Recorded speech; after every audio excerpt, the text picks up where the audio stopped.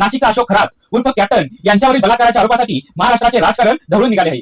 अशोक खरातचे अनेक बड्या नेत्यांच्या कॉन्टॅक्टमध्ये असल्याचे समोर येत असतानाच राज्य महिला आयोगाच्या अध्यक्षा रुपाली चाकणकरांचा अशोक खरात बद्दलचा एक व्हिडिओ समोर आला आहे. त्यामुळे त्यांच्या अडचणीत एक मोठी वाढ झाली आहे. व्हायरल व्हिडिओमध्ये काय आहे, सत्य काय?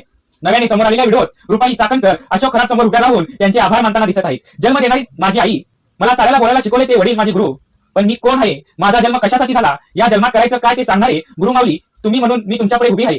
आज मी जे काही आहे, रुपाली चाकणकर म्हणून जे काय करत आहे ते माझं सर्व अस्तित्व तुमचं आणि या गुरुमाऊलींचंच आहे, असं रुपाली चाकणकर म्हणताना दिसत आहे. यापूर्वी त्यांचा खरातांचे पाय दुकानाचा व्हिडिओ व्हायरल झाला होता. प्रदेशाधीशावर निशाणा साधला आहे.